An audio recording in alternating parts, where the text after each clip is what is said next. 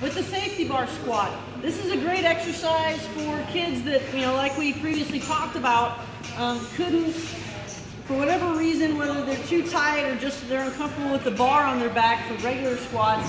Safety bar is a great option to help them figure it out. Or if they're a kid that's just really twisted, they really rotate when they squat because they're here and it doesn't allow for much motion.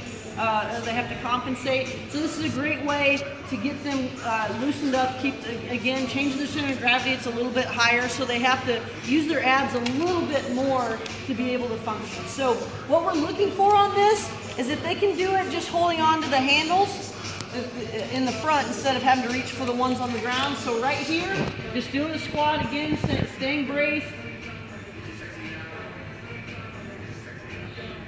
Now, if they're still extended, even in that position, what we're going to look for next is that whatever position it is that they're reaching down for the handle. So their hands might be down in front of them a little bit, and so that they feel comfortable, and they're reaching down for the handles.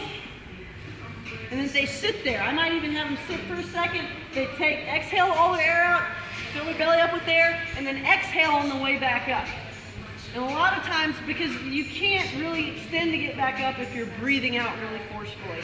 The next thing, as they get better at that, now what I'm going to want them to do is when they get down there and they pause, they're going to take a deep breath, reach forward, and then stand up so that they're not really even leaning on the handles. They're reaching forward, and again, all of this is with their heels down. If they're on their toes, they're not doing it correctly.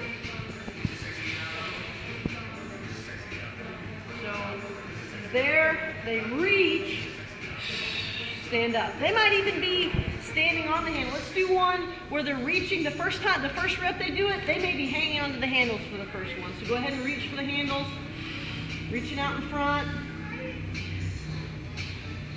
And then what I'll say is to go ahead and let go and reach forward and then stand up. And so it's a great option. And then another way is just to reach the whole way down. But they may not pause.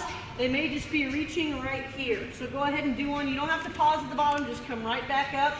Just reaching forward, trying to get their hands in front of the handles the whole way. Hit it and come right back up is what we're shooting for. Go ahead and rack it.